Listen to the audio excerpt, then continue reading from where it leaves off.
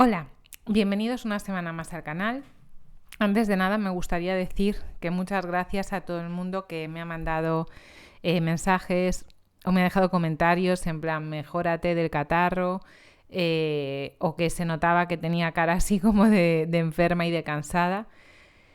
Y sí, pues eso, creo que realmente el catarro fue una consecuencia de no cuidarme, en el sentido de dormir poco, estar muy estresada, etcétera, ¿no? Y ahí es una demostración clara de que da igual que tú sigas comiendo bien, que sigas haciendo deporte, etcétera, que si hay otras cosas de tu vida que están cojeando mucho, pues al final igualmente afectan a tu estado de salud.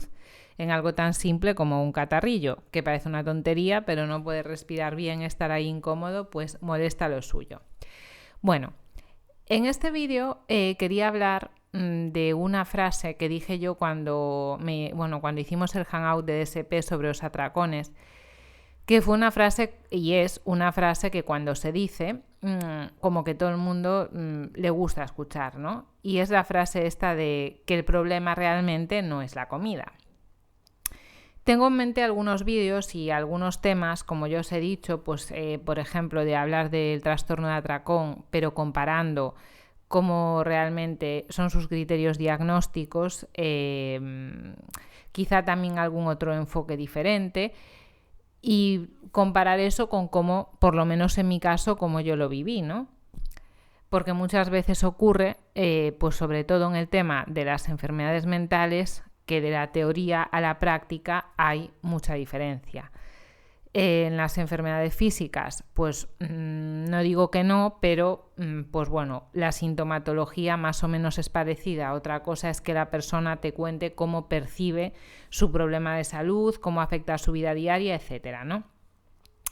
Pero en el tema de las enfermedades mentales, como es algo que no es tangible, pues todavía me parece más difícil a veces de describir, porque hay algunas experiencias que son totalmente subjetivas. El caso es que esos temas requieren alguna preparación, también me habéis sugerido que vea algunos vídeos, pero como no tengo tiempo, pues prefiero hacer vídeos que pueda más o menos reflexionar de un tirón sobre un tema que yo ya tenga más o menos trabajado en mi mente, reflexionado, porque lo haya estado analizando bastante, ¿no? Y es este punto en el que, por ejemplo, cuando una persona se atracones, dice, claro, es que el problema no es la comida realmente, ¿no? O cuando una persona padece sobrepeso u obesidad y se dice, claro, es que se dice que es porque come mucho y se mueve poco, pero ese no es el verdadero problema, ¿no? Entonces quería hablar un poco de esta frase sacándole bastante jugo, ¿no? Bien, para empezar, creo que en todas las patologías, sobre todo cuando hablamos de enfermedades mentales, sabemos que hay factores que son predisponentes, factores que son precipitantes y factores que son mantenedores de esa enfermedad, ¿no? Ya el hecho de llamarle enfermedad o no es algo que no es consensuado, por decirlo de alguna manera, o que no todo el mundo estamos de acuerdo.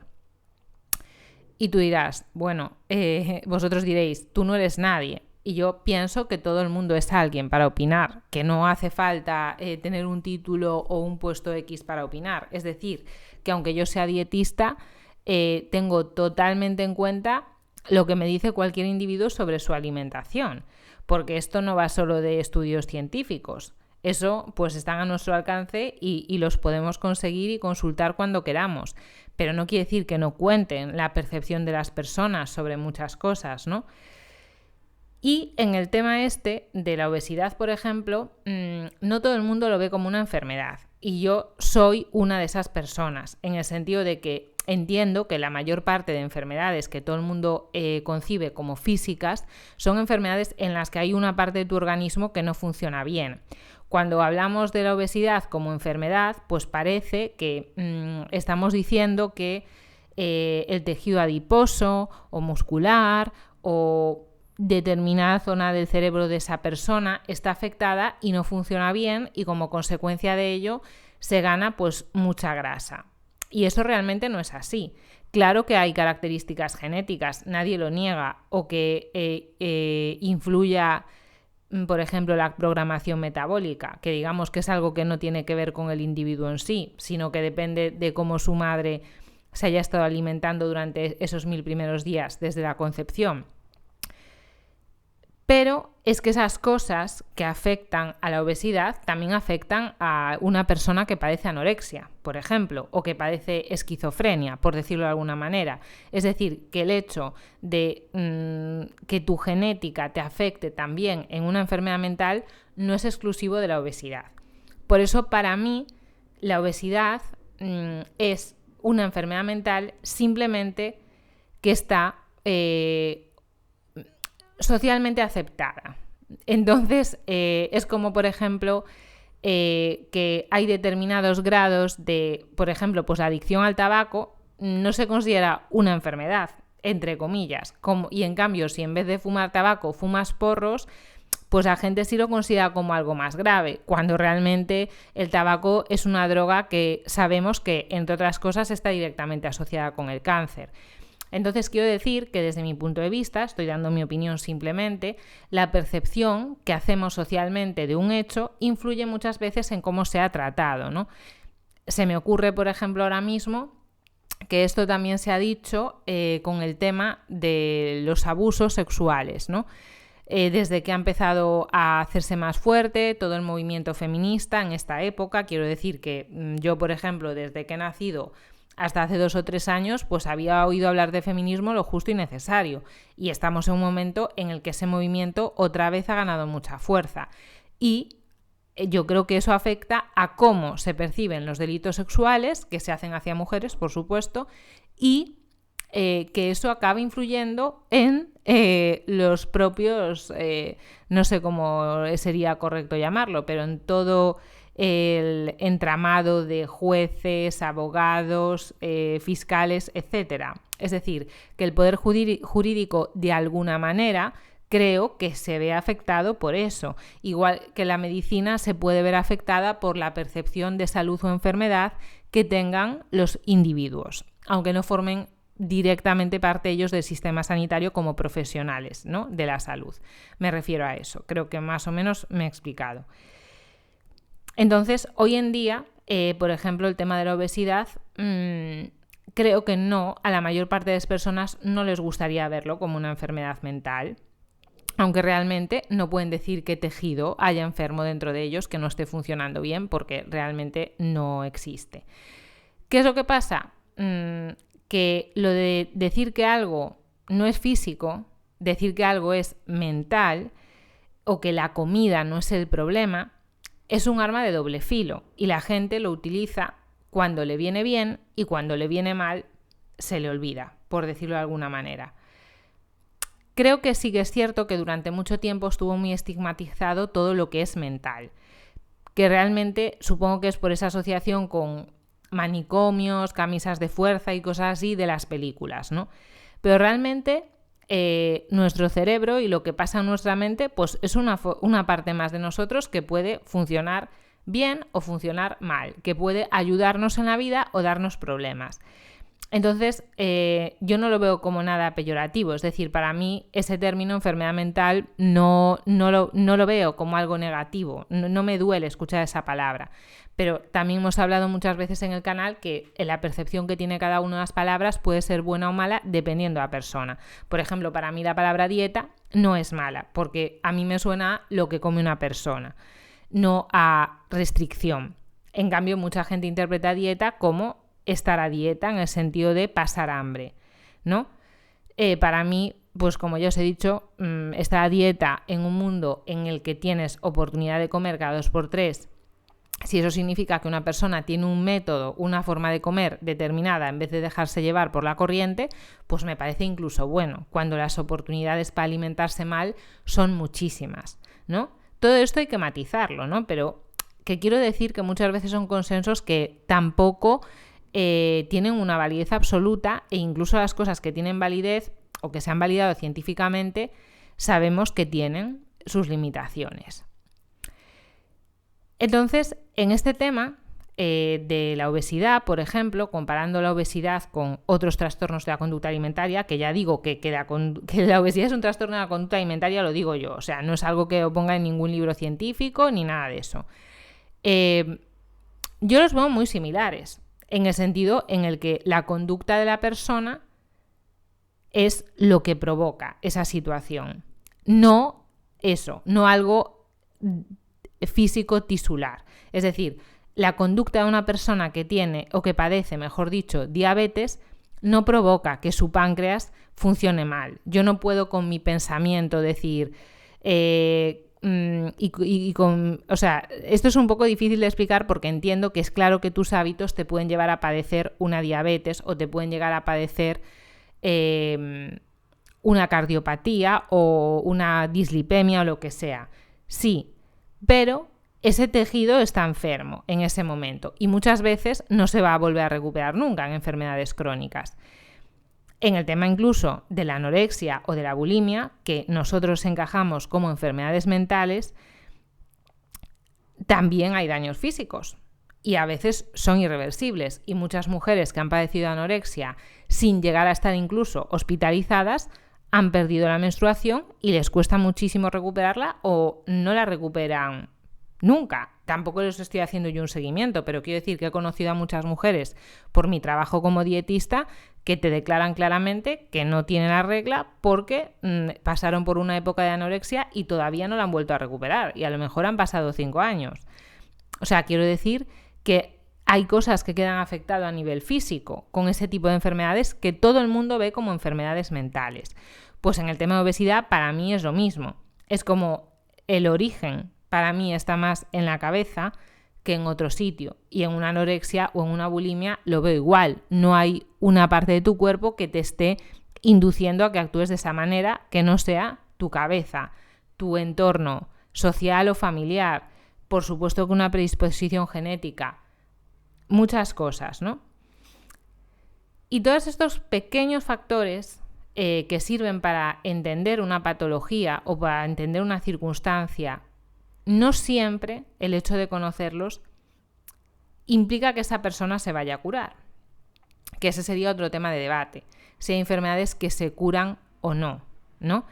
De hecho, yo, pues para hacer este vídeo estuve viendo así alguno de refilón de personas que hablaban de sus trastornos de la conducta alimentaria y muchas de ellas decían que, aunque saben que se ve como una enfermedad crónica, ellas sienten que nunca la van a volver a padecer, como que han superado todo eso, ¿no?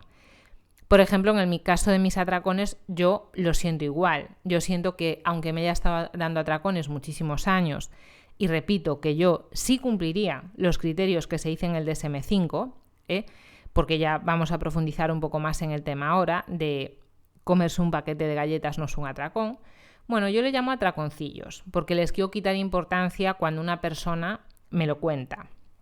Pero sé que no es un atracón de DSM-5, no es un atracón de máxima duración de 2 horas, que comas algo que esté considerado totalmente anormal por la sociedad que se pueda comer esa cantidad de comida, que tengas sensación de pérdida de control, que tengas sentimiento de culpa.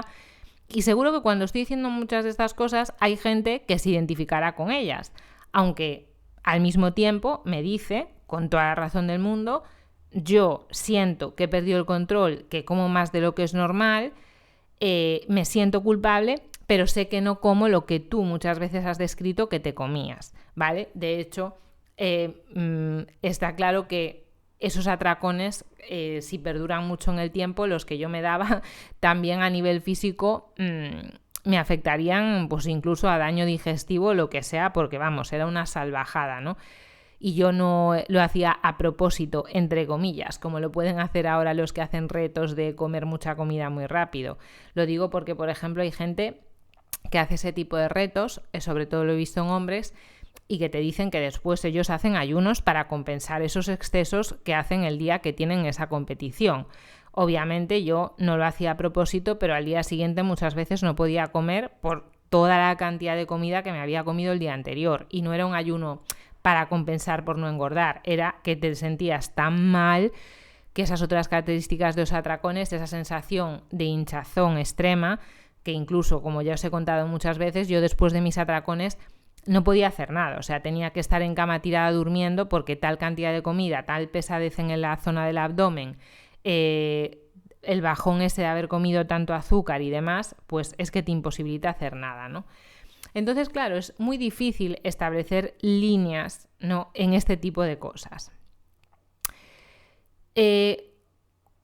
Cuando se habla de esto y se dice el problema no es la comida, una de las primeras cosas que me viene a la mente y que le viene a la mente a muchos profesionales sanitarios es que personas que no tienen un problema con la comida, que tienen un problema aquí, a donde van es a un nutricionista en vez de a un psicólogo. Entonces, en cierto modo, dentro de la formación de un nutricionista a nivel del grado, y es una de las cosas que me parecen más acertadas, hay unas cuantas asignaturas que son dedicadas a psicología, bastante importantes en la carrera y en mi caso tengo suerte de con muy buenos profesores que te dicen claramente, o sea, la persona que tiene un trastorno de la conducta alimentaria muchas veces no va a ir directamente a un psicólogo, va a ir a un dietista. Por ejemplo, en el tema de los atracones, una persona puede ir a un dietista y decirle: es que no sé lo que debe de fallar en mi dieta, que yo cada X tiempo pues me acabo dando un atracón, ¿no? Claro, ¿100% no es un problema dietético? No se puede saber, a lo mejor sí, aunque ya ahí habría ciertos matices. ¿Qué quiero decir con ello? Yo muchas veces os he dicho que creo que hay atracones que son causados por una mala dieta, aunque siempre puede que haya algo más. Pero claro, hay muchas formas de atracones o de hiperfagia o de picoteo constante, ¿no? Incluso ahora ya se está empezando a hablar claramente del comedor nocturno, que hay mucha gente que se levanta, y yo también he conocido a personas que lo padecen en consulta, y es que me digan que se tienen que levantar, se despiertan por la noche y hasta que no comen algo, aunque no sea un plátano, no pueden volver a dormirse, ¿no? De eso a gente que tiene que a su pareja decirle que le cierre la cocina con un candado porque si no se levanta por la noche a comer. Entonces hay mucha variedad dentro del tipo de trastornos que se acaba canalizando, por decirlo de alguna manera, o exteriorizando con la comida. Yo he pensado a la hora de hacer este vídeo que lo más sensato sería que hable en primera persona, porque son asuntos muy delicados y porque realmente solo uno sabe lo que padece y creo que tiene todo el derecho del mundo a contar hasta donde le apetezca contar, ¿no? En el tema que os estaba comentando de los atracones, pues a ver, puede ser que una persona que no ha recibido ningún tipo de formación sobre cómo hay que comer, pues sinceramente con lo que hay en el súper, a mí me parece normal que una persona tenga la sensación de picoteo constante. ¿Por qué? Porque todos sabemos que la mayor parte de la comida que venden en el supermercado no es comida, son productos alimenticios ultraprocesados que no son nada saciantes, que son muy palatables y eso hackea totalmente tu sistema de hambre y de saciedad a nivel de organismo. Entonces, en ese sentido, sí creo que hay algo que biológicamente nos está haciendo que seamos una sociedad que necesita comer cada poco tiempo y tener esa sensación, pues eso, de picoteo constante, de nunca estar saciados, habernos acostumbrado a que la comida es algo que tiene que tener un sabor delicioso siempre, ¿no? Cuando eso es algo que está bien disfrutar de la comida, por supuesto que sí, pero ese placer que dan los alimentos ultraprocesados con comida normal de toda la vida, comida real, comida de abuela, como lo queramos decir, es difícil de conseguir, ¿no? Hay ciertas preparaciones, está claro, que sí pueden ser más palatables que otras. Generalmente, pues siempre se dice lo mismo, que cuando en una combinación de alimentos tenemos hidratos refinados y o azúcares, grasas, sodio, pues al final acaba siendo un producto que tu cerebro va a ejercer esa sensación de mucha recompensa. De esto me ha dado mucho placer. Y obviamente ese es un refuerzo muy positivo que lo que impulsa es a que tú quieras volver a comer otra vez. Entonces, en cierto modo, sí creo que puede haber veces en las que una persona, un dietista, pueda solucionar su problema de atracones porque está comiendo de una forma que es normal que no le haga sentir bien ni saciado por motivos biológicos, fisiológicos o como lo acabamos de decir, ¿no? También personas que hayan hecho dietas muy restrictivas con profesionales del tipo que sean. A mí que una persona tenga título o no me da igual, lo que me importa es cómo trate al paciente y obviamente pues hay dietas muy restrictivas que no nos damos cuenta. A lo mejor una persona cuando está muy motivada no se da cuenta, pero con el tiempo acaba acumulándose ese hambre que se arrastra, que no se sacia con nada y que puede acabar desembocando en atracones. Yo siempre recomiendo buscar en internet el estudio de Minnesota, porque es muy representativo, porque casi todo el mundo que le he recomendado leer ese estudio lo ha leído. Además, en internet hay muchas páginas que no es el estudio en sí mismo, sino que es el estudio muy bien explicado. Si me acuerdo lo pongo en la caja de información y la gente se reconoce muy fácilmente en ese tipo de síntomas, ¿no? Como los que participaron en el estudio después estaban todo el tiempo pensando en comida, bebían muchísimo café, tomaban chicles constantemente, habían perdido la libido. Es decir, gente que nunca había tenido un problema de alimentación, gente que participó en un estudio voluntariamente, que sabía lo que estaba haciendo, acaba así, pues cómo no va a acabar una persona que ya, entre comillas, no parte de la misma circunstancia, porque no va a un estudio, va a un profesional a que le haga una dieta, o no profesional, me da igual. El tema para mí, siempre os lo digo, que es muy simple, ya lo sé, es que si tu dieta no te da calidad de vida, no sirve. O sea, así de claro. Y lo repito, yo reconozco que soy una persona que le gusta estar delgada, que le importa su peso entre comillas, es decir, no el dígito, pero sí en el sentido de sentirme en mi cuerpo ligera para hacer deporte, para sentirme bien el día a día. Me gusta, no le tengo ninguna manía a que la gente quiera perder ese kilo que le molesta. No, sinceramente no se la tengo.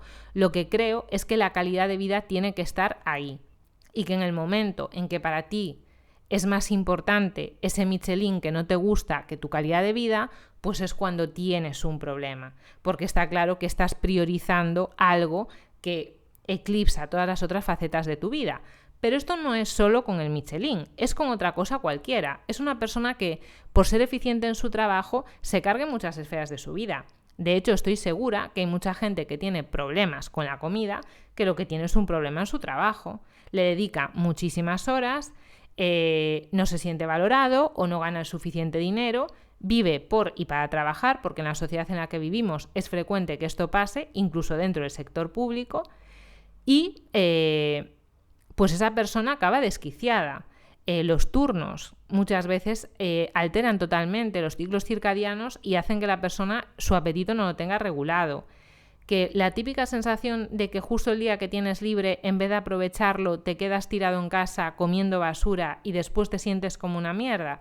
Pero no es porque tú tengas un problema, es porque tú tienes un trabajo que te está produciendo muchísimo estrés, ¿no? Entonces, ahí ya vemos un ejemplo de que a veces no es la comida y de que igual que se culpa mucho, porque esto es lo que yo leo en redes sociales, supongo que también debido a la gente que sigo, siempre se está culpando al tema de la dieta, al tema de la estética corporal o la imagen corporal y lo que la sociedad nos exige, y sobre todo siempre se pone el foco en las mujeres, que yo en eso tampoco estoy de acuerdo. Pienso que los hombres todos vivimos en una sociedad muy visual y que estamos sometidos a eso y que cada uno decide con qué quiere forzar la máquina con la imagen. Quiero decir que, por ejemplo, muchísimas mujeres que son abanderados de que la imagen está sobrevalorada y la banalidad y el aspecto exterior, hablan realmente de su peso y de su porcentaje de grasa y que no se las critique y que se las respete y todas esas cosas que yo, digamos que como que lo doy por hecho, ¿no? Que hay que respetar a todos los seres humanos, no por su peso, sino en general, por ser seres humanos. Pero bueno, son personas que en cambio otros aspectos sí que los llevan on fire. Es decir, que una mujer que venda que la estética no es lo más importante o la imagen no es lo más importante y lleve uñas postizas, pestañas postizas, a los 30 años ya haya hecho no sé cuántos tratamientos en la cara, extensiones, bronceado no sé cuántos, ni un solo pelo en todo el cuerpo, pues a mí no me resulta coherente. No quiere decir que no respete, ni quiere decir que esas chicas no me parezcan guapas, atractivas y las pueda admirar por 1000 cosas, porque gracias a Dios no necesito compartir cerebro ni ideología con nadie para valorar a alguien que sea distinto que a mí. Pero pienso que es incoherente quererle mandar el mensaje a la sociedad de que la imagen está sobrevalorada y en muchos aspectos, o sea, en todos menos en tu peso, tú sí le des mucha importancia a tu imagen. Es lo que quiero decir. Pero esto es una reflexión mía, ¿no? Sin más. Entonces, yo no niego en ningún momento que la sociedad en la que vivimos sea un factor predisponente a tener problemas con la comida. No lo niego porque creo que es así. Ya para empezar por una cosa, por algo que también he dicho ya, mi abuela no podía tener problemas con la comida, entre comillas, porque obviamente sí hay casos documentados de trastornos de la conducta alimentaria desde hace mucho tiempo, igual que a lo mejor ahora se puede de moda hablar de las orgías o de las violaciones en grupo, y es algo que se lleva haciendo toda la humanidad. Pero bueno, esas cosas siempre resurgen, todo vuelve, ¿no? Como se suele decir. Pero claro, en la época en la que vivía mi abuela, o mis abuelas, pues ellas tenían bastantes hijos, entonces su vida era su familia y su trabajo. Y no tenían tiempo para hacer más. O sea, sacando 5 hijos adelante y trabajando, pues ya me dirás tú, no sé, igual hoy en día una mujer con mucho dinero sí que lo podría hacer, pero en esa época ni el hombre ni la mujer lo podían hacer porque vivían entregados a su trabajo y a sus hijos y tenían lo justo y necesario. Tampoco había tanta oferta de alimentos. Ibas al supermercado y había 2 o 3 yogures para elegir, no 25. Es decir, las cosas han cambiado. Entonces antes las cosas facilitaban que no hubiese trastornos de la conducta alimentaria. Igual que facilitaban, por ejemplo, el ejercicio físico. No tenías que ser voluntarioso para ir al trabajo andando. Es que igual no tenías coche. O los niños no eran Superman y Superwoman y por eso jugaban en la calle. No, es que no tenían ordenador, no tenían tablet, entonces pues tenían que jugar a la goma, trepar por los árboles, jugar al fútbol, ir a correr, etc. Es decir, que la sociedad ha cambiado y eso tiene consecuencias en todos los aspectos. Por ejemplo, el tema de la inclusión de la mujer en el mundo laboral. Es algo que todo el mundo vemos como positivo, pero está claro que ha cambiado muchísimo cómo es el acto de comer en familia. Lo típico que sale en las películas de hasta que acabemos de comer tú no te levantas, ¿no? Hoy en día cada uno come a su aire y ya nos llama más la atención, pero cada vez menos, la típica película que sale en Nueva York y el ejecutivo que va con el maletín por la calle y se va comiendo pues un perrito caliente que ha comprado y no tiene momento para comer. O sea, come supervivencialmente lo que pilla, pero no tiene tiempo para comer.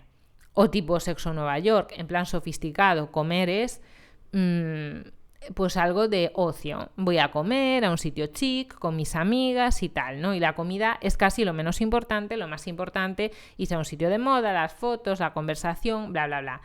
Es decir, lo que significa la comida para nosotros está claro que es algo que ha cambiado muchísimo por circunstancias muchas veces y es lo que hay. O sea, eso yo creo que lo único que podemos hacer es aceptarlo e individualmente cada uno decidir cómo quiere vivir su experiencia con la comida globalmente.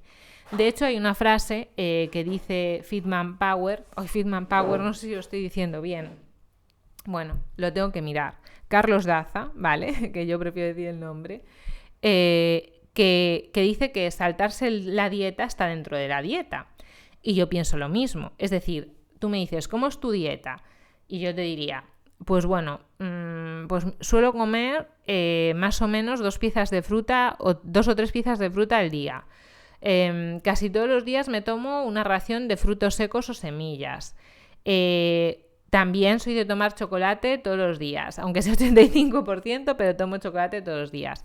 Me gusta mucho el café con bebida de soja y suelo tomar bastante. Mi comida y en mi cena lo que más hay son verduras y hortalizas.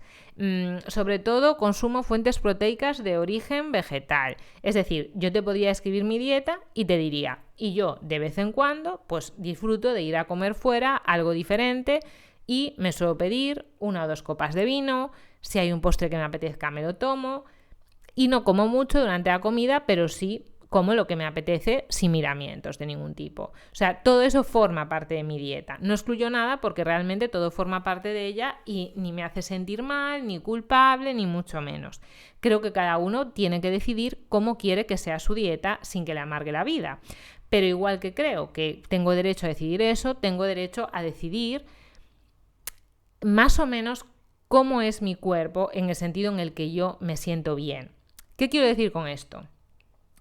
Pues que para mí el rango de peso, que está directamente relacionado con la imagen y es algo al que ni siquiera creo que a nivel de física, entendiendo la física como ciencia, quiero decir, tiene mucho sentido decir el peso en kilos, pero bueno, la masa de una persona es algo que tiene unos baremos. Como todo, ¿no? Tu pH sanguíneo, tu temperatura corporal no es algo fijo, sino que dentro de unos límites se mueve. Entonces yo creo que hay unos límites que son saludables.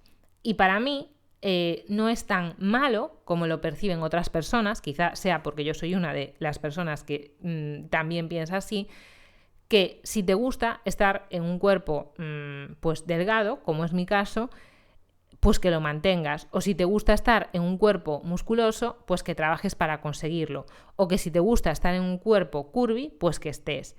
Y normalmente esto no es disonante del resto de tus actitudes o de tus conductas en la vida. Es decir, por ejemplo, a una persona que le gusta muchísimo más la comida que a mí, que eso es algo que no se elige, que es de nacimiento, pues seguro que va a aceptar más un peso dentro de lo saludable más elevado, porque le compensa el hecho de poder cada semana ir a un restaurante de moda, probarlo o hacer pasteles en su casa o lo que sea. Y ya te dice, y he conocido a estas personas en consulta que a lo mejor empezaban padeciendo bastante sobrepeso y yo desde el principio siempre le digo, mira, creo que lo que tienes que intentar es aprender a comer en tu día a día, pero no dejes atrás tus hobbies. Si para ti es un hobby hacer pasteles y cocinarlos y por supuesto comerte un trozo como todo el mundo, pues no lo dejes de hacer, porque no hay un peso concreto. Si el índice de masa corporal, que sé que es una cosa con muchas limitaciones, pero que me sirve para explicar esto,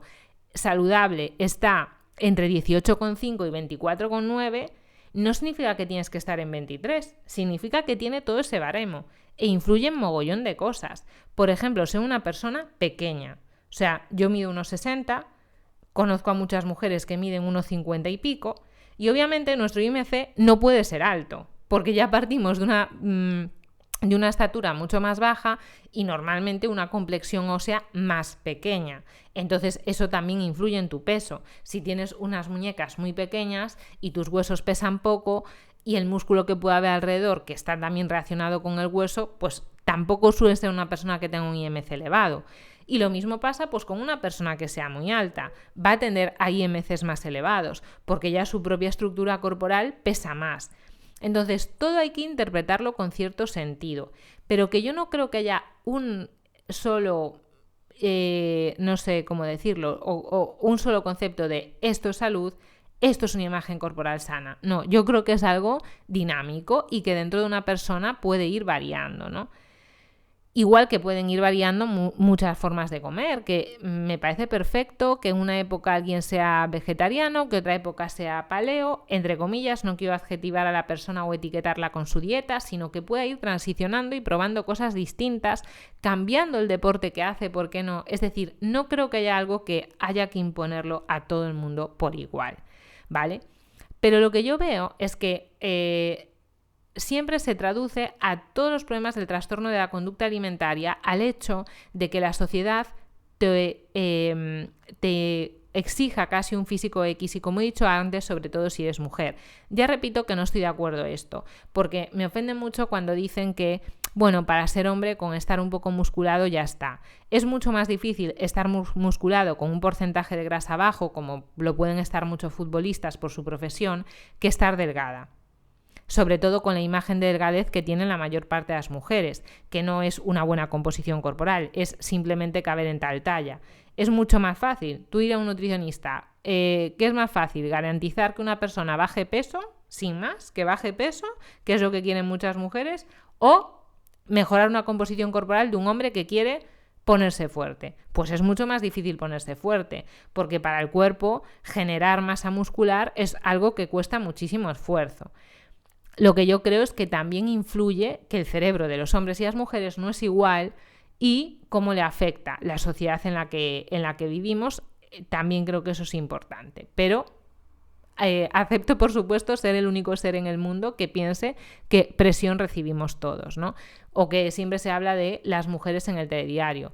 Bueno, los hombres también tienen un perfil. Yo nunca he visto en el telediario presentando a un hombre gordo, bajito, que se le vea solo así, calvo y con unas gafas de culo de botella. O sea, yo pienso que hay unas exigencias para todo el mundo, ¿no?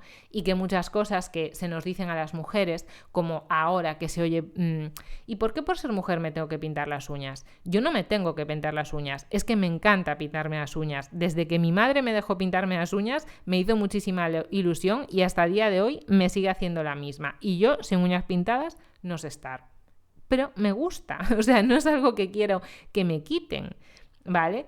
Sin embargo, me gustan los tacones vistos en una tienda, pero no en mis pies, porque a mí me encanta poder caminar cuando me apetezca y no sentirme incómoda, y no siento que nadie me obligue a llevar tacones. O sea, si me pongo un vestido, me lo pongo con zapatillas, porque priorizo la comodidad. Yo no siento que me oprima la sociedad, pero respeto, otra vez, que a las mujeres sí sientan que le oprimen o determinados factores de la sociedad, sectores, quiero decir.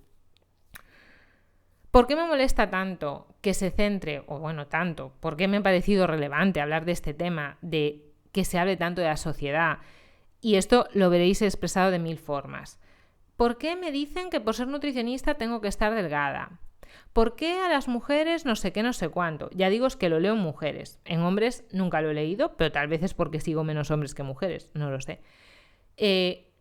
Pues porque si el problema no es la comida, amigos, me parece casi un insulto a todo sufrimiento humano que nos centremos tanto en eso. Y ahora es cuando voy a hablar en primera persona, no como dietista, sino como ser humano. Cuando yo era pequeña, el primer trastorno alimentario que tuve, porque los trastornos alimentarios suelen ir mutando de uno en otro y no se mantienen siempre, de hecho la anorexia muchas veces transmuta en bulimia o en atracones. No toda la gente puede ser una anoréxica de ingresado. Y digo puede porque parece que es algo fácil, que una persona de repente se vaya a quedar con un índice de masa corporal de 15. Y eso no es tan fácil. Pues la primera cosa que me pasó en mi vida relacionada con la comida fue anorexia, ¿vale? De todos los trastornos de la conducta alimentaria yo encajaría ahí. ¿Por qué?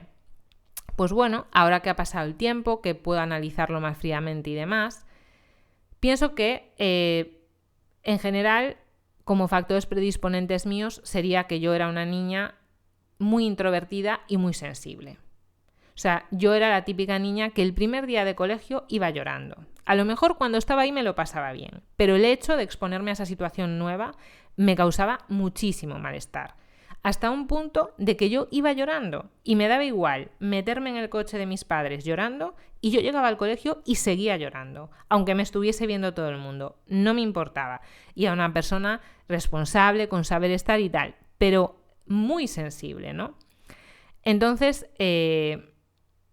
esa sensibilidad y esa introversión encajó en un ambiente familiar en el que para mí mi figura materna no era el referente que necesitaba a nivel de seguridad en muchos aspectos o un modelo a seguir, ¿no? No lo era.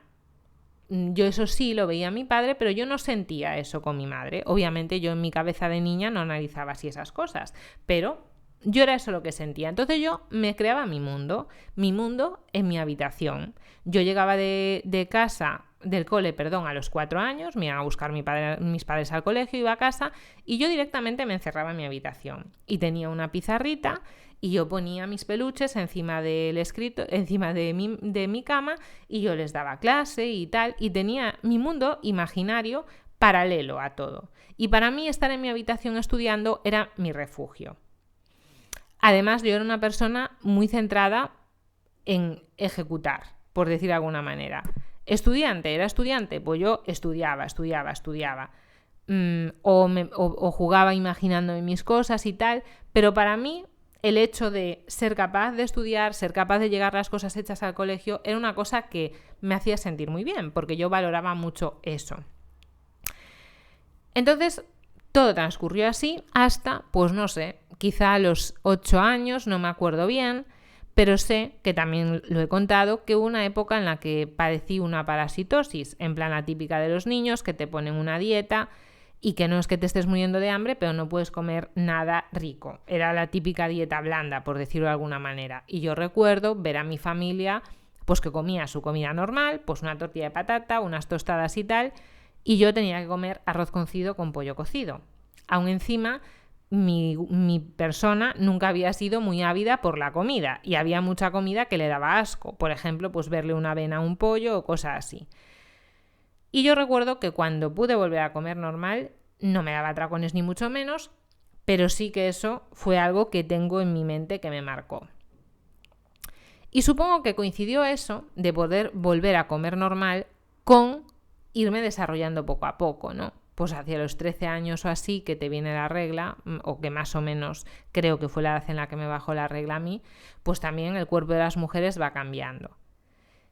Y yo recuerdo que tenía una negación a tener la regla. Es decir, yo no quería asumir que me venía la regla. Lo veía como otra vez, otro cambio, otra cosa que yo no entendía, y ya os digo que mi mente era así, muy rígida.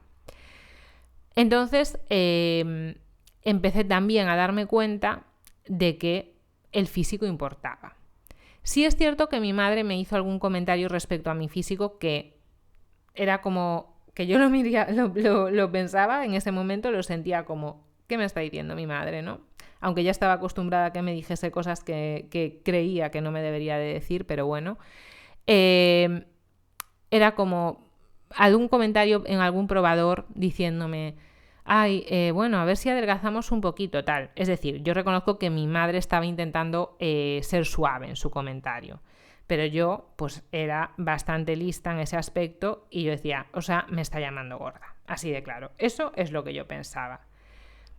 Después el típico comentario de abuela, que hacen sin mala intención, por supuesto, pero yo cada vez que iba a casa de mi abuela, de Ferrol, la madre de mi madre, y me decía, ¡ay, qué guapa estás, qué gordita! Yo cuando me decía eso, os juro que me daban ganas de pirarme de allí automáticamente. En plan, ¿cómo puedes recibir así a la gente, no? Pero son cosas que no sé si las abuelas de hoy en día lo siguen haciendo, pero antes era de lo más habitual, que tu abuela asociase estar gordo a estar guapo y te lo soltaba así en toda tu cara, plas, plas. Después también recuerdo que con los pocos amigos que tenía, porque obviamente con mi carácter, como podéis comprender, no era el centro de atención de la clase, pues a lo mejor alguna amiga me decía, sí, es que pensé pues que nos podíamos dejar ropa, pero es que no sé si te va a caber mi ropa. Todas esas cosas juntas en una persona que tenía mi carácter o mi personalidad muy perfeccionista, muy insegura, muy necesitada de esa aprobación ajena, que además yo me había creado ese micromundo en el que en mi casa no me sentía muy bien, pues para mí ir al colegio era lo mejor. Por eso me encantaba ir allí, estudiar, sacar mis notas. Yo me sentía súper bien en el colegio. Realmente yo estuve en el mismo colegio desde los 4 hasta los 18 años y literalmente era mi refugio. Lo recuerdo como una de las épocas más felices de mi vida, ir al colegio, ¿no? Colegio-instituto, lo que sería eso para mucha gente, todas esas fases. Y claro, sacar buenas notas no es algo que sea muy valorado por tus compañeros cuando tienes pocos años, cuando eres un niño, un adolescente, etc. Entonces yo dije, pues tengo que hacer algo para solucionar esto. ¿Y qué hacía? Pues nada, pues le decía a mi madre que no quería merendar bocadillos o cosas así, que prefería merendar fruta. Si en mi comida había pues ensalada de pasta con lo que sea, pues yo decía que no quería tomar el pan, que total, pues yo ya tenía hidratos de carbono. Yo no sé dónde me saqué todas esas cosas de revistas, supongo, yo no lo sé, pero yo ya sabía lo que era un hidrato de carbono, lo que era una proteína y tal. Y entre eso y lo que sabe cualquier ser humano, que es que comer menos adelgaza hasta cierto punto, Pues yo me las apañé para ir adelgazando. Y en la sociedad que vivimos, obviamente, es que no se puede negar, cuando empiezas a adelgazar, y no estaba obesa, o sea, yo no padecía obesidad ni mucho menos, simplemente sería pues igual un ligero sobrepeso o algo así, no lo sé, a mí nunca ningún pediatra me dijo tienes sobrepeso, tienes que adelgazar, no, o sea, fue algo que yo percibía, pero a mí nadie me dijo médicamente que tuviese que adelgazar, ni he tenido esas experiencias traumáticas. Yo decidí, pues como casi siempre hago, ser una persona autónoma de yo puedo, yo me lo guiso, yo me lo como, y decidí por mis propios medios perder peso. Peso entre comillas, porque obviamente no tenía báscula ni me pesaba, pero empecé a adelgazar y a sentirme muchísimo mejor conmigo misma. O sea, ya era, pues para una niña que lo único que tiene es ir al colegio y sacar buenas notas y su propio ser, pues yo ya me sentía lo mejor del mundo. Entonces, ¿en qué punto está ahí la sociedad, ¿no? Es decir, me podríais decir, pues tú has visto películas de Walt Disney en las que salen las protagonistas que son muy delgadas, muy esbeltas, o verías revistas, o esos pequeños comentarios, porque a mí nunca nadie me ha hecho bullying, ni me ha hecho de menos, ni mi familia me ha dicho nada, más que lo que acabo de decir, que son cosas que sé que son normales y corrientes, que todo el mundo estamos sometidos a ellas. Esto es lo que desde redes yo veo que la gente dice, es que no se le puede decir eso a una persona. Yo ya os acabo de decir que soy muy sensible y por eso no me cuesta empatizar con otras personas y nunca diría algo que crea que le puede hacer daño a alguien. En tal caso puedo callarme cuando creo que puedo ofender, pero no voy a hacer un comentario incisivo, porque no puedo hacerlo, literalmente. O sea, yo no puedo hacer daño a una persona con un comentario porque soy una persona muy sensible y me pondría yo a llorar. Así que yo no puedo herir deliberadamente a una persona con ese tipo de comentarios. Entonces, estoy totalmente de acuerdo en que si no se hacen, mejor. Jamás le diría a nadie qué delgada estás, ni qué gorda, ni nada. Yo le diría qué guapa estás, qué bien te queda esa camisa, me gusta mucho tu color de uñas. Esos son los comentarios que yo puedo hacerle a otra persona. Jamás comentarios negativos. Y si me dice algo y la noto de bajón, voy a intentar restarle importancia o situación. Yo soy así. Pero yo no pretendo que el mundo se amolde a mi sensibilidad, porque entonces se tendría que amoldar a mi sensibilidad, a la insensibilidad de fulanito, al no sé qué. Cada uno tiene su forma de ser y creo que lo más eficiente o lo que más nos sirve en esta vida es aprender un poco cómo somos y según eso, pues trabajar con nosotros mismos. Lo veo de alguna forma como nuestra responsabilidad. Y no creo que yo le pueda exigir a la sociedad el hecho de haber nacido en un ambiente familiar que a lo mejor no era el que a mí más me convenía por mi personalidad, ¿no? Por lo que os digo, de cómo yo tenía una relación con mi madre que considero que me hizo mucho daño durante toda esa infancia y adolescencia. Y que junto, pues eso, con mi persona y mi mente. No estoy diciendo que la culpa fuese de mi madre. Mi madre, por supuesto, hizo lo mejor que pudo. Pero esas dos formas de ser juntas esas dos formas de ser que se juntaron, que coincidieron en la existencia humana, pues supongo que nos hicieron mucho daño y a las dos, porque yo también sé que le hacía daño a mi madre con mis comportamientos, ¿no? Entonces, cuando yo veo eso de la sociedad, digo, pues no sé.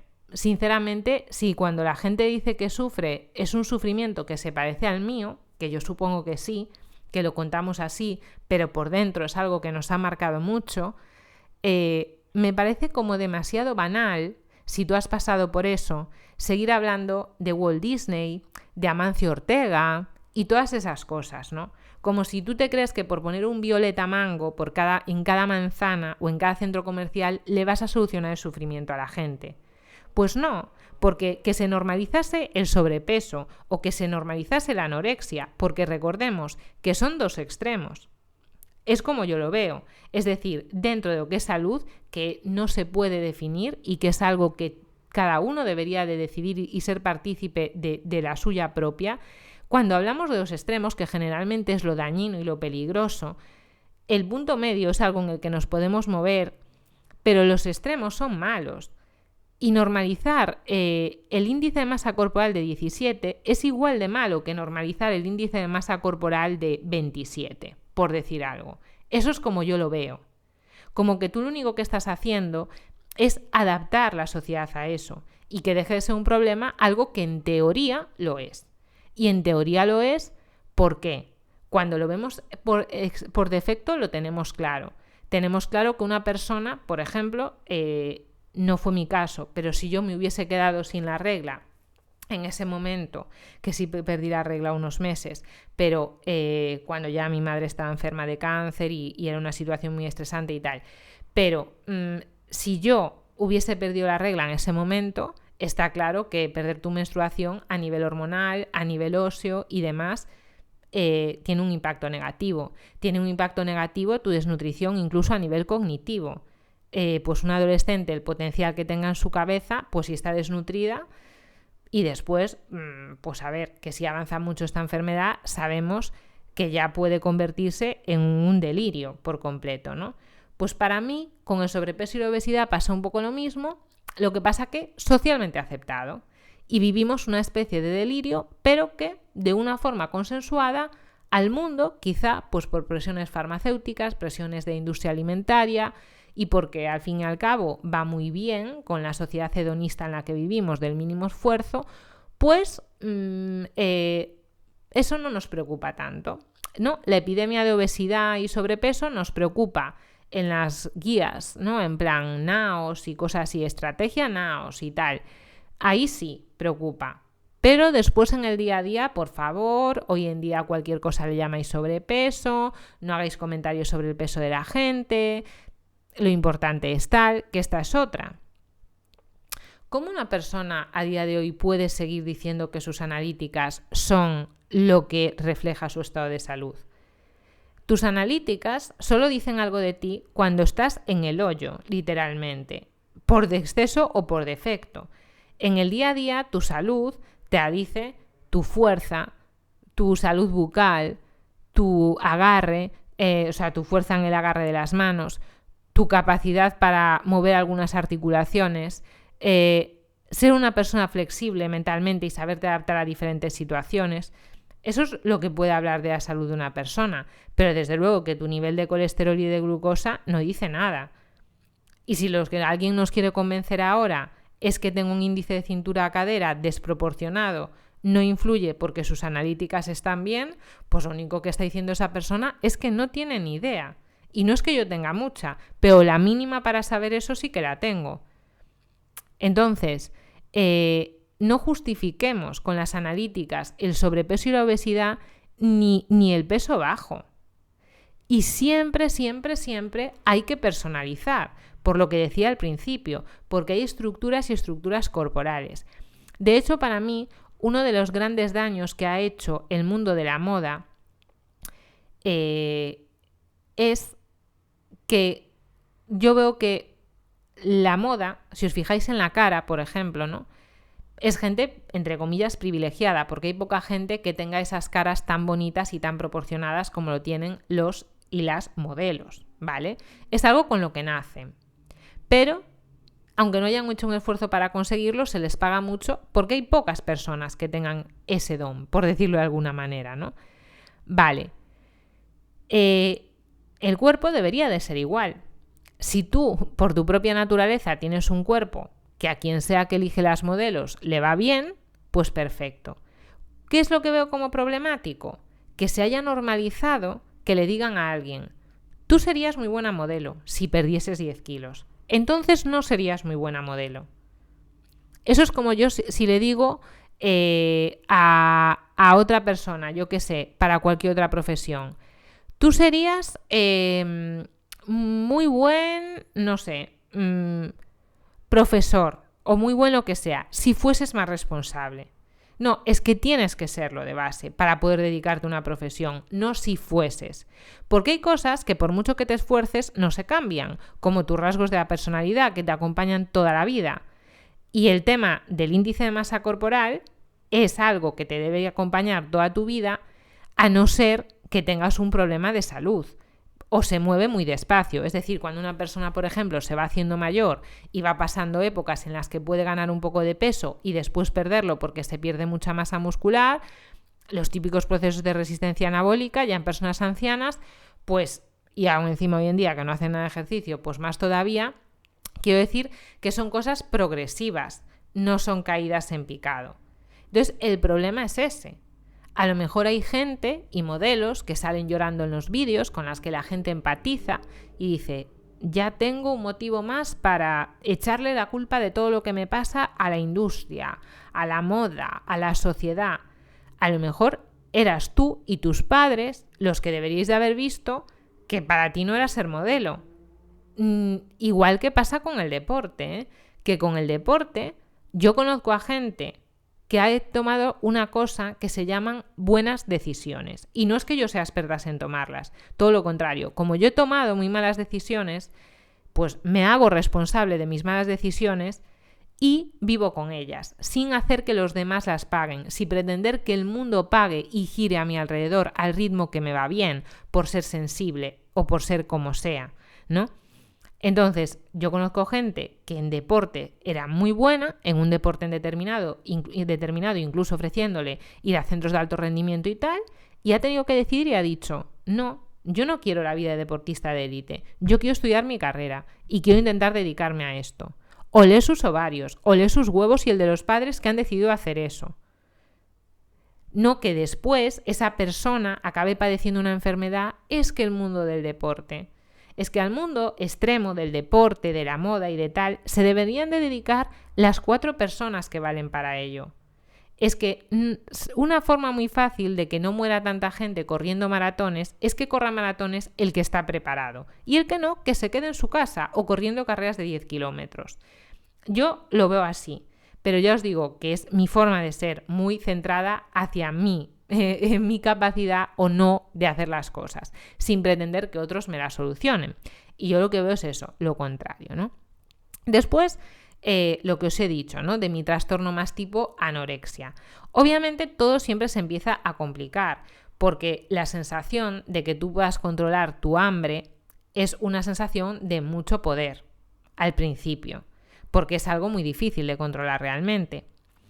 Lo que pasa que yo creo que eso dura poco, o por lo menos en mi caso es atractivo poco tiempo. Quiero decir que cuando vas madurando, tú vas puedes, ¿no?, sentir admiración por una persona con mucho control sobre sus impulsos o cosas así, pero son más admiraciones enfermizas, cosas morbosas, un poco el lado oscuro, que creo que cada uno tendrá el suyo, no lo sé, porque obviamente la gente no me va contando su lado oscuro, estaría bien, pero quiero decir que no es atractivo durante mucho tiempo, porque es un poco como gustarle al chico malo de la clase. Pues llega un momento en tu vida en que maduras y dices, pues mira, chica, yo estar con un tío que me hace la puta vida imposible y que aún encima es un zángano, pues no me atrae en absoluto. Bastante tengo con mi vida como para tener que aguantar a otro, ¿no? Así de claro, ¿no? Yo lo veo así.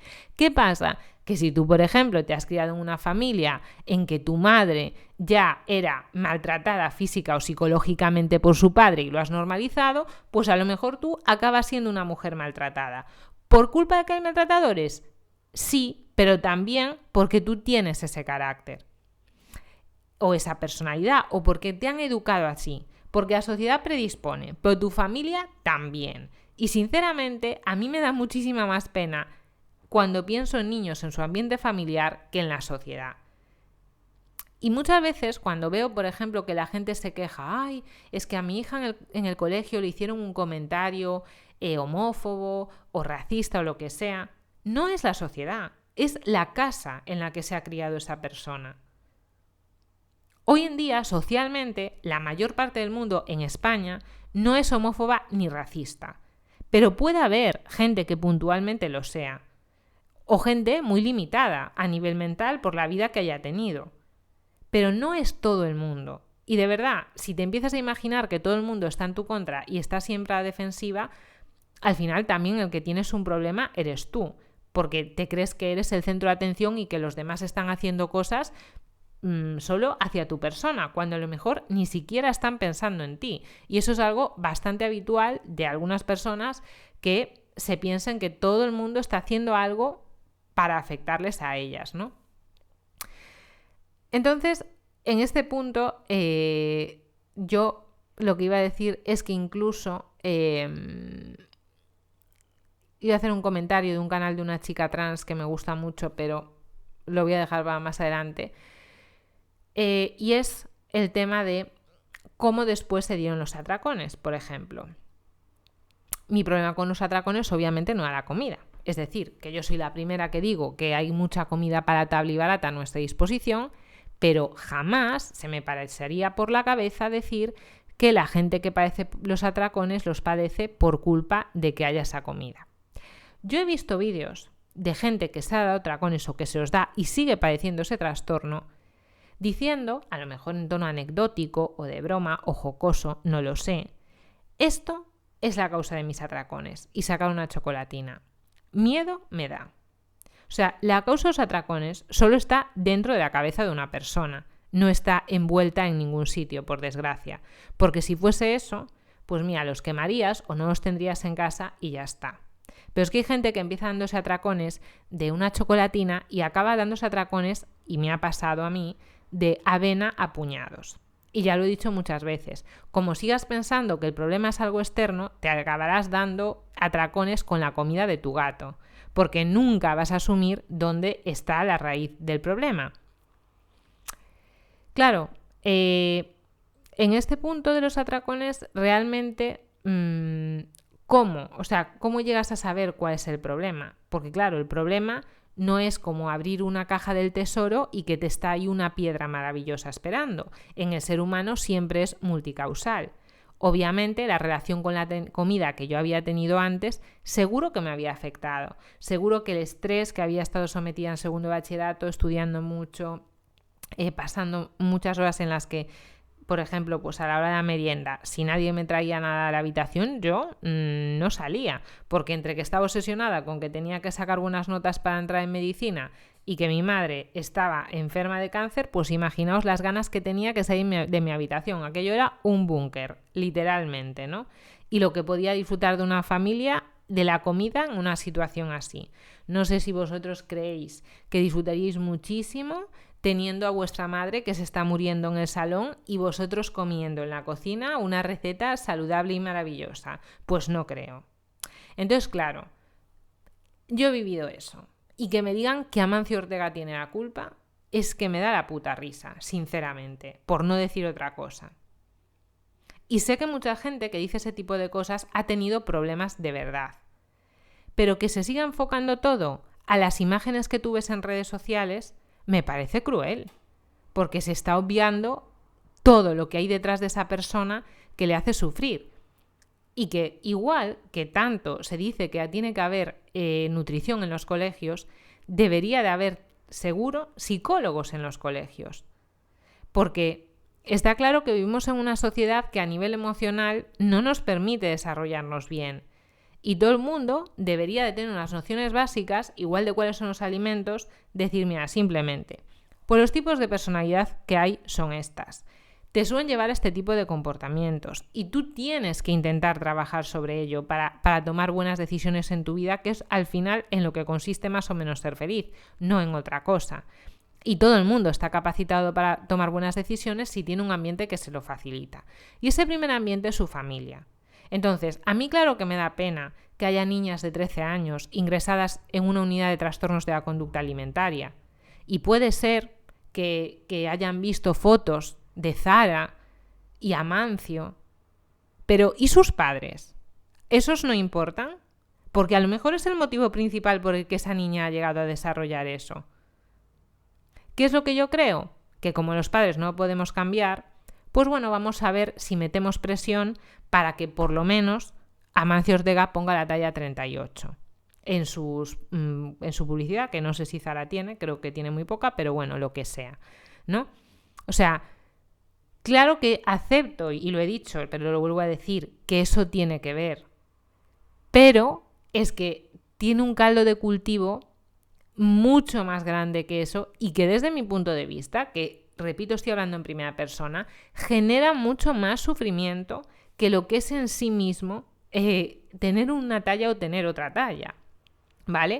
O sea, es decir, a mí nunca me han llamado gorda en el colegio, ni nunca se han metido conmigo así brutalmente. Pues sí, alguna cosilla, pero que creo que hemos pasado todos. Ojalá me hubiesen llamado gorda más veces y hubiese estado en un clima familiar diferente. Esto creo que resume bastante bien lo que estoy intentando decir en el vídeo. Porque quien no tiene un problema tiene otro.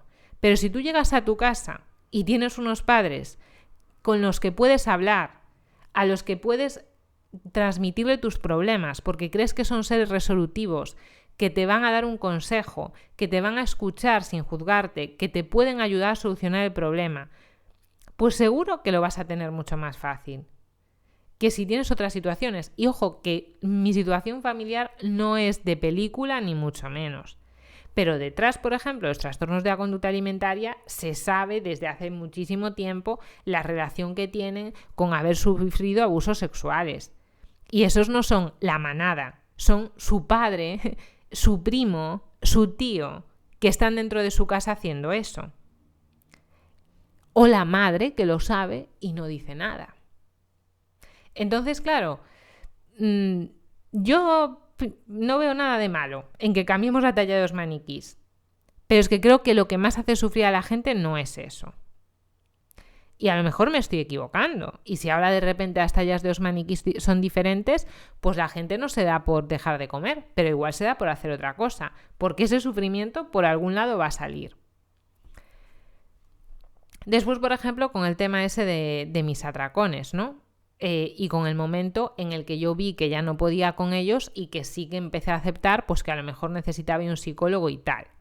Primero, si tienes buena comunicación con tu familia, aunque te dé vergüenza, porque es normal que dé vergüenza, tú lo puedes contar. En mi caso, por ejemplo, yo ya no me atrevía a contarle esto a mi familia. Es decir, tenía una barrera comunicativa enorme, sobre todo ya después de que se muriese mi madre.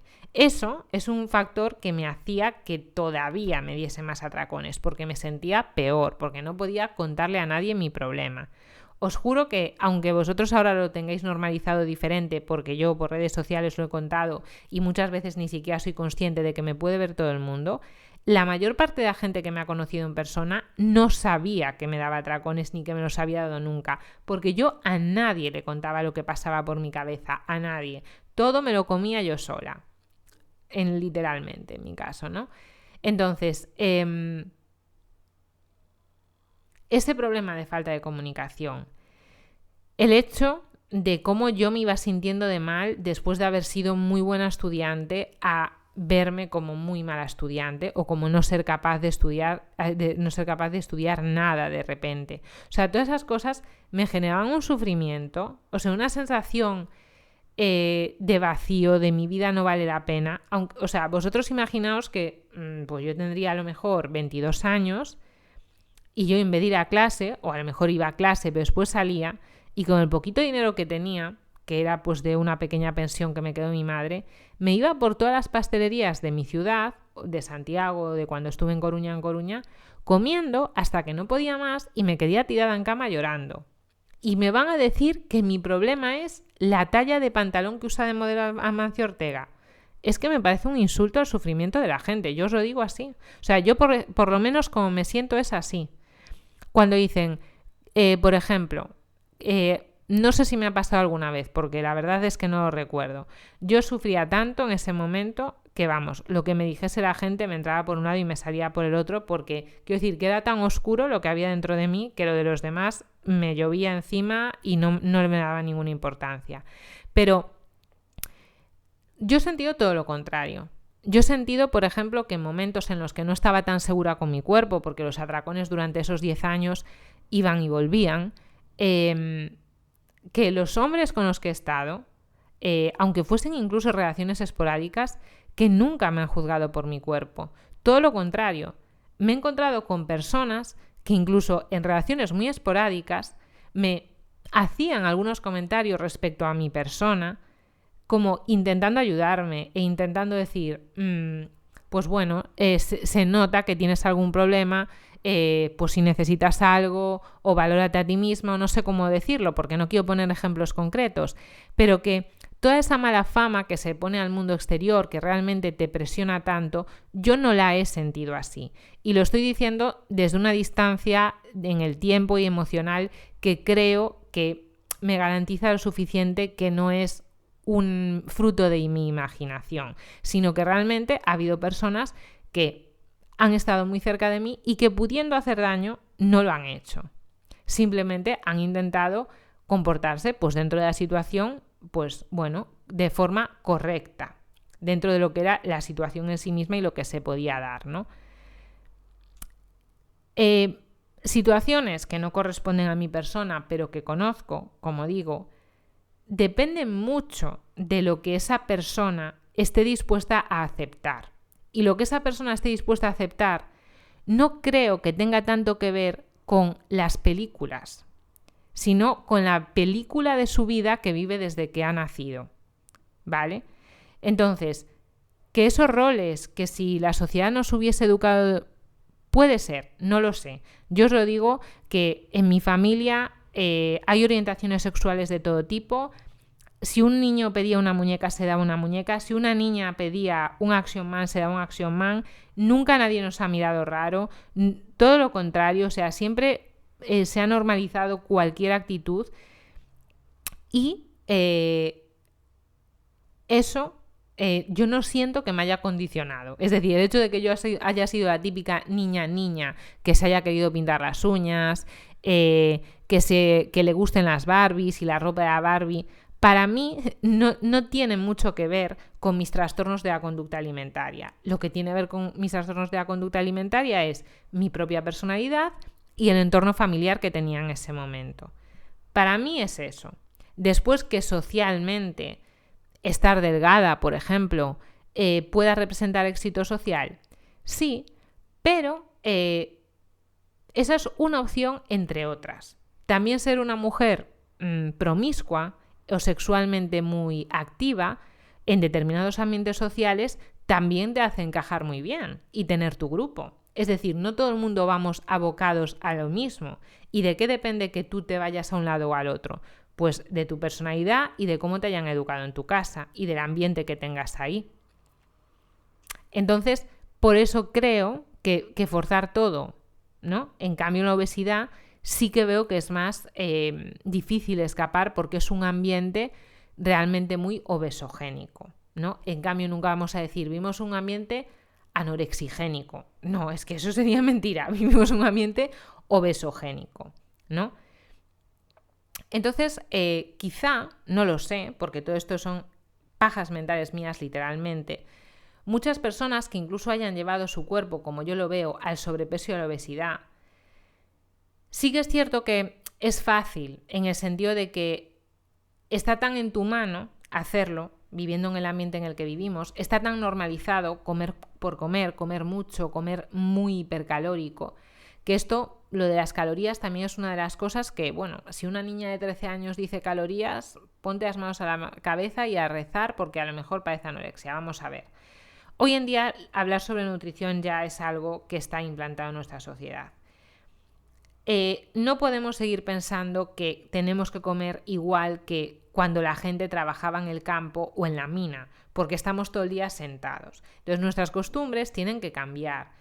Por eso lo que se dice muchas veces, que la base de alimentación tienen que dejar de poner los cereales y poner las verduras y hortalizas. Y de verdad, la siguiente persona con sobrepeso / obesidad que siga justificando los cereales y se quede tan ancha, es que, por favor, que me explique la situación, porque no lo entiendo. No entiendo cómo se puede justificar eso. Es igual que si una persona pues con un índice de masa corporal de 17 me quiere vender que su forma de comer es la mejor.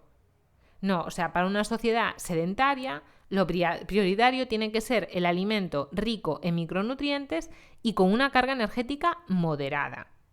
Porque la mayor parte de la gente no son los que están siguiendo a Fitness Revolucionario haciendo dominadas en la rama de un árbol. No, la mayor parte de la gente, y yo esto incluso lo he notado, y soy mayor pero no tanto, es que ya la gente no quiere ni dar un paseo de medio metro. O sea, yo, cuando a veces en la universidad tenemos un descanso de media hora, digo, bueno, vamos a andar y tomar el sol. Pues hay gente que necesita estar sentada, después de estar sentada toda la tarde, y tiene menos de 30 años, o toda la mañana. Y me quedo loca, pero es lo que hay. Vivimos en una sociedad de setas, de gente que quiere estar todo el día sentado. Entonces, la alimentación tendrá que ir acorde con eso y adaptada, por supuesto, a cada individuo. Y es como tan fácil cuando una persona peca por defecto que el resto del mundo diga como, oh, sí, pobre, necesita ayuda. En cambio, cuando peca por exceso, no. La gente piensa que no necesita ayuda, que esa persona no sufre. Y yo, que no tengo ningún don en plan, no de brujería ni nada de eso, pero sí creo que el hecho de ser una persona sensible me hace empatizar con otras personas que también lo son, y lo noto muchas veces en pequeños gestos, por ejemplo, en ir a comprar y el dependiente que te atiende, o hay como miradas con personas que no conoces de nada que de alguna forma te reconoces en la otra persona. Por lo menos a mí me ha pasado bastante, no sé si soy la única. Y personas que sin conocerlas, sin haber intercambiado palabras con ellas, es como si hubiese una energía de respeto, empatía, comprensión, no sé cómo decirlo, que haces que esa persona la sientas como mucho más cercana a ti, en el sentido de una persona que pueda parecerse en muchos aspectos, o que ha sufrido como tú has sufrido, no sé cómo decirlo, ¿no? Entonces, también es cierto que hay muchas personas que sufren que si todavía están en esa época, que tienen una coraza, son un poco inaccesibles, ¿no? O no tan proclives a querer acercarte a ellas. Que a lo mejor están sufriendo mucho en ese momento y por eso tienen ese caparazón o esos pinchos tan venenosos. Pero a esa gente yo por lo menos tampoco yo tengo el nivel de conocimiento psicológico suficiente para poder sentirme a gusto al lado de estas personas. Pero sí que ves, ¿no? Empatizas con las personas que dices, ¿no? Por ejemplo, la chica trans que os digo que me gusta mucho se llama Ofelia Pastrana y es un caso muy especial porque es una chica que hizo su transición a los 20 y muchos años. No me acuerdo realmente de los años, pero sé que eran a los 20 y muchos. Y ella habla muchísimo de cómo condiciona la sociedad al rol femenino y masculino. Mucho, ¿no? Y claro, en su caso, más, porque ella durante mucho tiempo fue tratada socialmente y se sentía como un hombre, porque ya digo que su transición, no me sé su historia toda, pero fue muy tarde comparado con la mayor parte de la gente que vemos hoy en día, ¿no? Y ella, por ejemplo, habla de cómo es su personalidad y hay un vídeo que dice que es una persona muy física, que le gusta mucho marcar sus espacios, incluso aparte de ser una persona muy inteligente, creo que es física, economista, que se encarga de las relaciones en redes de muchas empresas, de tecnología y demás, que ella marca mucho su presencia física, por decirlo de alguna manera. Elige el tipo de color de ropa que quiere llevar, cómo quiere ir vestida, según cómo quiero que me traten o cómo quiero yo que la gente me sienta cuando voy por la calle, por decirlo de alguna manera, ¿no? Y también habla como alguna vez pues le sorprendió chicas que dijesen, pues estaba en el metro y me tocaron el culo y entonces yo me di la vuelta y le dije, no me toques. Y ella pensaba, es que si me hace eso, le parto la nariz allí mismo, ¿no? O sea, en plan, cada uno tiene su personalidad, es a lo que yo me estoy refiriendo. Entonces, a todo pensar que si cambiamos el ambiente, lo que llevamos dentro desaparece, me parece, y no sé, un cuento. No creo que eso pueda ser verdad en absoluto. Es como, pues lo que os decía de gente que le gusta mucho la comida y gente que no, que más o menos le da igual. De hecho, creo que ella lo dice, que también ella no es una persona muy de comer. Me siento poco identificada porque yo tampoco tengo muy buen olfato. Entonces creo que no disfruto tanto la comida porque no me sabe tanto como le sabe a otras personas. Y conozco a personas que tienen mucha sensibilidad a nivel de todos los órganos que tienen que ver con la percepción del sabor y que disfrutan mucho de la comida. Y yo creo que en el fondo todo está relacionado. Y obviamente como tú eres a nivel genético y cómo te has educado en los primeros años de vida, te va a llevar a tomar muchas decisiones que determinen dónde tú vas a acabar estando. Entonces, esa dicotomía no es como blanco o negro, es como dos cosas simbióticas que de algún modo se están afectando una a la otra.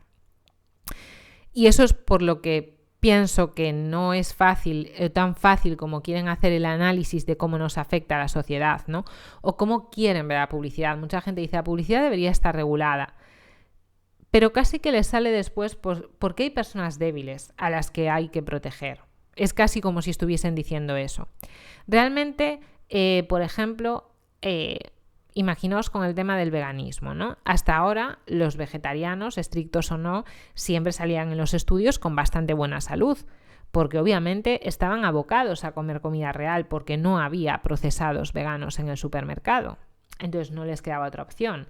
Ahora posiblemente eso vaya a cambiar, lo cual quiere decir que los vegetarianos no están tan interesados en su salud como nosotros pensamos. También puede ser que las motivaciones para ser vegetariano hayan cambiado en el tiempo y antes incluso hubiese mucho trastorno de la conducta alimentaria encubierto en una alimentación de exclusión como la vegetariana, y ahora sí, porque se conoce más, haya más conciencia de lo que es el maltrato animal.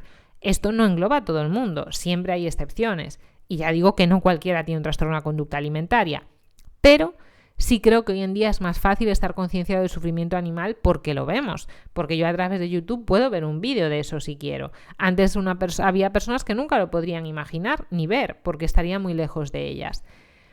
Entonces, cuando en el supermercado ponen, en Mercadona, nuestro supermercado de confianza, ponen las hamburguesas vegetales, o en Lidl, que creo que van a sacar unas, sé que ya han sacado unas, pero creo que ahora van a sacar otras, y siempre que voy no hay. Y no sé si os conté que en Lidl hay un dependiente que me mira como si fuese una ladrona.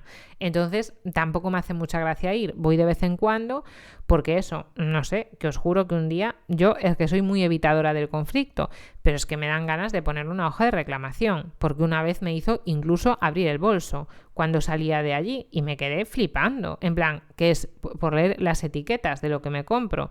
No lo sé. Además que suelo comprar cosas más o menos caras, en el sentido de que la comida que no es procesada es un poco más cara que la otra. Bueno, pues ese personaje también, otro que de verdad que está mal. Lo que pasa que yo cuando estaba mal, como soy persona introvertida, me comía yo mi mierda, pero es que hay gente que se emociona, que está mal emocionalmente y le echa toda la mierda a los demás. Pues bueno, esas hamburguesas, ¿hay que proteger a los vegetarianos de esas hamburguesas o los vegetarianos tienen que ser responsables de su alimentación y leer una etiqueta como todo Dios? Eso es lo que yo creo. Y también esto es un poco parecido a lo que digo de los trastornos de la conducta alimentaria, ¿no? O sea, ¿por qué Mercadona pone eso ahí? Porque tiene gente en su empresa que sabe lo que nosotros queremos comprar y lo fabrican. Entonces, ¿no será más normal que fomentar que en las casas haya una educación y en los colegios que haga que las personas tengan criterio? Y en la universidad lo mismo. Y de hecho en la universidad ya existe más este enfoque, no tanto de decirte esto es así, sino de darte herramientas para que tú empieces a buscar, ¿no? No digo que en todas las asignaturas sea así, ¿vale? Pero veo que mucha gente critica a la universidad y yo esa es en otra de las cosas que no estoy de acuerdo. En algunas asignaturas sí puede ser una clase magistral y punto, pero en muchas otras tú tienes que hacer y tienes que demostrar que sabes analizar algo, que sabes sacar conclusiones, que sabes hacer una buena búsqueda científica y exponer un tema, etcétera. Entonces, igual que hay hamburguesas procesadas en Mercadona, hay claras de huevo, porque saben que hay gente que las va a tomar. Hay queso fresco batido desnatado y hay más proteína, porque saben que la gente lo va a comprar. Entonces, o que muy probablemente lo compre, lo fabrican. Entonces es como si de algún modo, en vez de ver esto, la gente pensase que venden eso para enfermarnos. ¿Por qué ponen modelos de talla baja? ¿Porque nos gusta verlas? ¿O porque tienen algún interés, a lo mejor sí, en gastar menos tela? Como cuesta lo mismo la 34 que la 44, pues quiero que usen la 34, que así gano más dinero porque gasto menos tela. Ese es el único argumento que se me ocurre con el tema de las tallas pequeñas y cosas de ese estilo, ¿no? Porque si no, vamos, o sea, quiero decir. Y después, incluso dentro del tema de la estética corporal, hay límites. Es decir, yo creo que a todo el mundo le puede gustar un cuerpo con unas tendencias determinadas, hombres y mujeres, nos pueden atraer otras personas o nuestro propio cuerpo más delgado, más voluminoso, más sexual, más asexual, pero dentro de un rango, como el tema de salud, ¿no? Igual que hay gente que tiende a tener más frío y más calor. Pero chico, si te atrae comprar ropa en tienda de niños, no me refiero porque hay ropa de niños que se solapa con la de adultos, pero quiero decir, si te atrae eso, un índice de masa corporal de 15, pues creo que está claro que eso se sale mucho del rango de la normalidad. Pues para mí el otro lado igual, y el otro lado ya está entre nosotros, pero de lleno, y aplaudiendo con las orejas a gente. ¡Viva el respeto! El respeto inherente a todos los seres humanos, pero crear una sociedad en la que aplauda eso, no. Y el rango es muy amplio, repito, el rango es muy amplio, pero yo, desde que acabé de estudiar mi formación profesional hasta hoy, ya noto mucho que conocer a personas con sobrepeso es facilísimo, es lo normal padecer sobrepeso. Y se está normalizando algo que para mí es un trastorno de conducta alimentaria, porque ya roza el tener que sufrir una ligera dismorfia desde mi punto de vista, ¿no? O sea, el típico ejemplo que se pone de una anoréxica que dice, es que yo no me veo que esté delgada. Bueno, en mi caso no era así. Yo veía mi delgadez y veía mis huesos, pero a mí me encantaban mis huesos. Me encantaba verlos y era una señal de mi esfuerzo y de mi sacrificio y de la capacidad de control que tenía, que como os digo, correspondía ¿a qué? A que en mi casa no tenía la figura resolutiva que yo esperaba tener. Entonces, pues yo me cogí todo el mando que podía conmigo misma, de una forma que no era correcta, pero es que tampoco tenía ninguna salida. No tenía la inteligencia emocional que a lo mejor podía tener otra persona, de decir, mira, pues esta es así, yo voy viviendo a mi manera, sin hacerme daño. No tenía yo esa inteligencia emocional en aquel momento.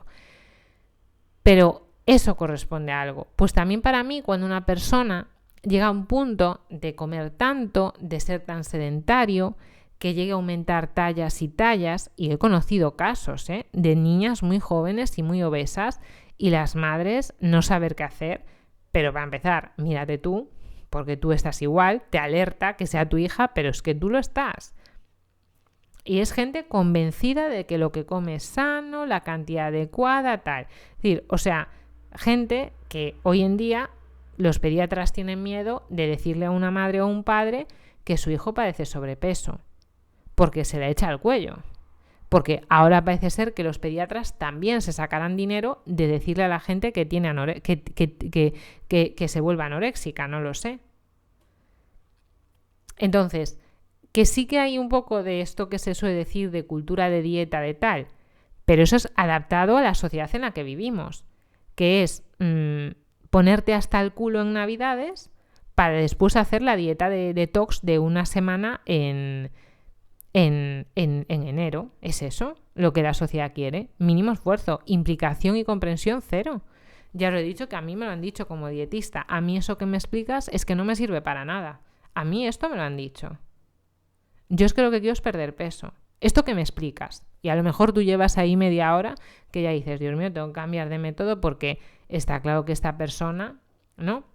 Al final yo llegué a la conclusión de que no hay dietistas para todo el mundo, que yo serviré para algún tipo de persona y para otra no, porque, bueno, también me queda el plan B, de tener unas dietitas hechas por calorías y a la gente que busque un nutripolicía, pues yo le doy esa dietita, le doy lo que quiere, yo trabajo menos y ya está. A lo mejor esa también es una opción, ¿no? Inteligente, adaptarte a la situación y ya está. Lo que pasa que es un poco iatrogénico. Pero bueno, por otro lado, como esa persona no creo que vaya a cambiar en toda su vida, pues a lo mejor hasta tiene suerte y la dieta que yo le voy a dar más o menos será equilibrada y tendrá bastantes anexos para leer, y si le apetece algún día entender algo de lo que hace, pues que lo lea, y si no, pues bueno, que siga pasando de todo o que se limpie el culo con la dieta, que tampoco yo puedo dominar sobre la vida de nadie, ¿no? Pero es un poco esto, que al final creo que el populismo está en todos lados y que no es solo el de Mercadona, el de Zara, el de Walt Disney, que quieren, ¿cómo se dice?, controlarlos a todos. sino que todo ese populismo centrado en y tú no sabes lo que hay detrás de una persona con sobrepeso. Si soy la primera que lo sé, o la primera que creo que es importante. Pero es que yo creo que son ellos los primeros que deberían de reconocer ese sufrimiento y tratarlo. No seguir dando en la piedra de la cultura, de la dieta, del tal. ¿Qué hay detrás de esa persona? Y que muchas veces la persona ni lo va a querer decir. No porque uno sea nutricionista y no sea el profesional adecuado, sino porque no se lo quiera decir ni a sí mismo. La gran frase de Gina a Paul en la serie de In Treatment: sé que lo sabes, pero te lo digo para que lo escuches o para que lo oigas. Pues muchas veces, ¿no? Hay que decirnos esas cosas a nosotros mismos. Lo sé, pero me lo tengo que decir y lo tengo que hacer por mi propio bien. Pues esto hay mucha gente que no. Que cree que es más efectivo decirle, ahí es verdad, es que la presión que nos meten, chica. No vamos ahí a quitar capas de la cebolla a ver qué tienes tú en el fondo, qué es lo que está haciendo esto. Vamos a criticar a otro, a ver si así por arte de magia un día desaparecen los problemas. Que por eso yo creo que mucha gente no lo soluciona, porque como nunca se ataca a lo que es realmente el foco del problema, que no hace falta que sea un punto, puede ser varios, ¿no? Pero esa zona de la persona, creencias sobre alimentación, puede haber sí, lo que sea. Pero vamos, que igual que una persona no llega a un índice de masa corporal de 15 porque una semana estuvo sin comer pan, una persona no llega a un índice de masa corporal de 30 porque le gusta el chocolate. Ahí hay otras cosas. ¡Ping! Creo que este es el fin del vídeo de la semana. Ya llevo 1 hora y media, me he enrollado muchísimo. Espero que os haya servido de algo, que os haya gustado el vídeo. Y nada, pues que tengáis un muy buen fin de semana y buena semana a los que veis el vídeo entre semana también.